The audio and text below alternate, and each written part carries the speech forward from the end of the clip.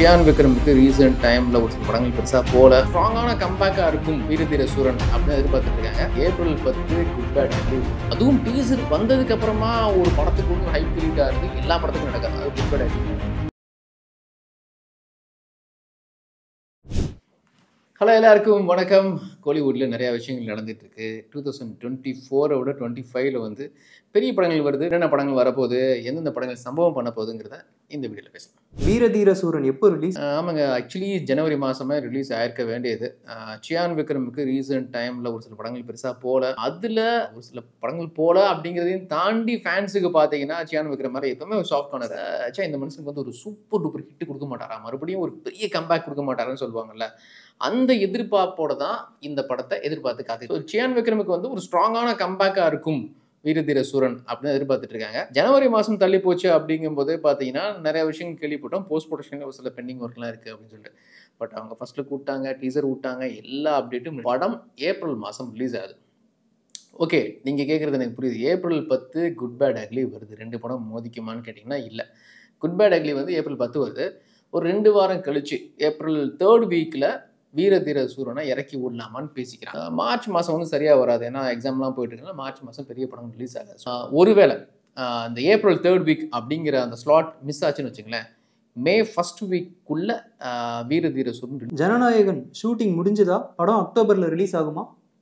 அதாங்க ஆக்சுவலி என்ன பிளான் பண்ணாங்கன்னா, இந்த இந்த ஃபஸ்ட் ஹாஃபில் 2025 ஃபஸ்ட் ஹாஃப்லேயே ஜனநாயகனை முடிச்சுட்டு அக்டோபர் மாதம் ரிலீஸ் பண்ணி விடலாம், தீபாவளிக்கும் சேர்த்து ரிலீஸ் பண்ணலான்னு சொல்லி தான் அவங்க ஷூட்டிங் ஸ்டார்ட் அப்பவே போட்டாங்க. ரிலீஸ் டேட் அக்டோபர் ரிலீஸ் ஆகும். நான் கேள்விப்பட்டது நிறையா விஷயங்கள் ஆட் ஆன் பண்ணியிருக்காங்க போல இருக்கு.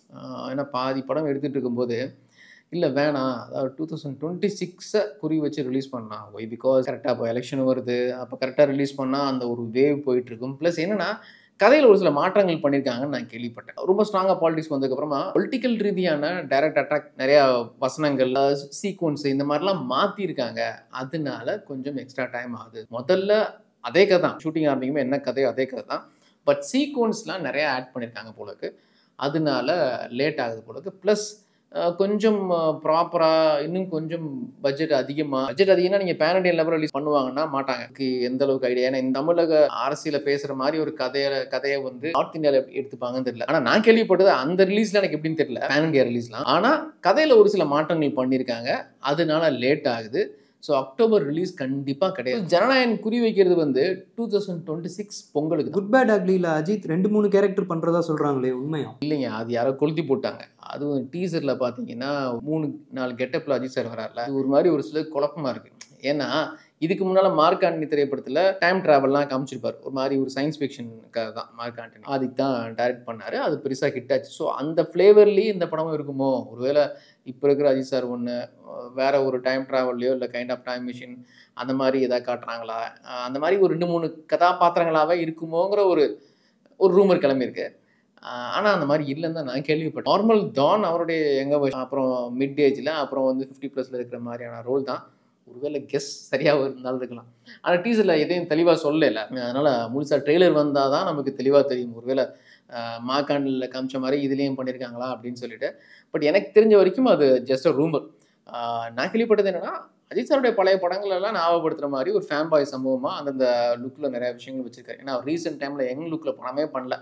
ஸோ ஃபேன்ஸுக்கான ட்ரீட்டாக தான் அந்த யங் லுக்லாம் அங்கங்கே வச்சுருக்காரு. பட் படம் ட்ராவல் வந்து ஒரு நார்மல் ஒரு சிங்கிள் கேரக்டர் தான், தானா அவர் நடிக்கிற character. Good bad ugly business பற்றி சொல்லுங்கள். ஆக்சுவலி டீசர் வந்ததுக்கப்புறம் வந்து பெரிய லெவலில் எகிரி இருக்குது. இதுக்கு முன்னால் குட் பேட் அக்லிக்கு வந்து ஓடிடியில் அவங்க ஆஃபர் பண்ணதுக்கும் சைன்லாம் பண்ணல, பேச்சுவார்த்தை போயிட்டுருக்கும்ல. ஓகேங்க, இவ்வளோ நாங்கள் கொடுத்துட்றோம், 4 வீக்ஸ் அக்ரிமெண்ட் சைன் பண்ணுங்க, அந்த மாதிரிலாம் பேச்சுவார்த்தை போயிருக்கும்ல. டீசர் ஹிட் ஆனதுக்கப்புறமா ப்ரொடக்ஷன் சைட்லேருந்து அதிகமாக டிமாண்ட் பண்ணுறாங்க. இன்ஃபேக்ட் அந்த ஓடிடிலையும் அவங்க புரிஞ்சுட்டாங்க. ஏன்னா பெரிய வாண்டட், பெரிய லெவலில் ஒரு ஹைப் கிரியேட் ஆகிருக்கு. அதனால் பேசுனதை விட இன்னொரு ஒரு ஜாஸ்தி அமௌண்ட் கை மாறுறதுக்கான வாய்ப்பு இருக்குது. ப்ளஸ் மைத்ரி மூவி மேக்கர்ஸ் வந்து இந்த படத்தை ஹிந்தியில் ஒய்டாக ரிலீஸ் பண்ணலாமா அப்படிங்கிற பிளான்லேயே இருக்குது. ஒருவேளை அப்படி ரிலீஸ் ஆச்சுன்னா 8 வீக்ஸ் ஓடிடி சைன் ஆகும்.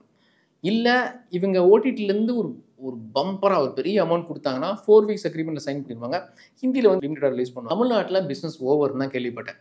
ஒரு ஹியூஜ் அமௌண்ட்டுக்கு, அதாவது அஜித் சார் கெரியரில் இல்லாத அளவுக்கு ஒரு பெரிய அமௌண்ட்டுக்கு வந்து பேசி முடிச்சிருக்காங்க. எப்படி பார்த்தாலுமே இது அஜித் சார் கையில் ஒரு ஹை பிஸ்னஸ். அதுவும் டீசர் வந்ததுக்கு அப்புறமா ஒரு படத்துக்கு வந்து ஒரு ஹைப் கிரியேட் ஆகுது எல்லா படத்துக்கும் நடக்காது. அது குட் பை டார்லிங் நடந்திருக்கு. ஸோ மைத்திரிக்கு இந்த படம் ஒரு பெரிய ப்ராஃபிட் மூவி அமையும். அதே சமயத்தில் டிஸ்ட்ரிபியூட்டர்ஸ்க்கும் இந்த படம் வந்து பெரிய ஒரு பம்பரா. ஏன்னா இப்போ பெரிய ஆர்டிஸ்ட் படங்கள் ரிலீஸ் ஆனாதான் அவங்க வந்து பெருசாக கட்டணும். அந்த லாபத்தை வச்சு அடுத்தது குட்டி குட்டி படங்கள்லாம் ரிலீஸ். ரீசெண்ட் டைம்ல பார்த்தீங்கன்னா டிராகன் எல்லாருக்கும் ப்ராஃபிட் அப்படின்னு சொல்றாங்க. பார்க்கும்போது 2025ல அடுத்து கோலிவுட்ல பெரிய சம்பவம் பண்ண போற படம் குட் பை டார்லிங் தான் இருக்கும் பிசினஸ் வைஸ்.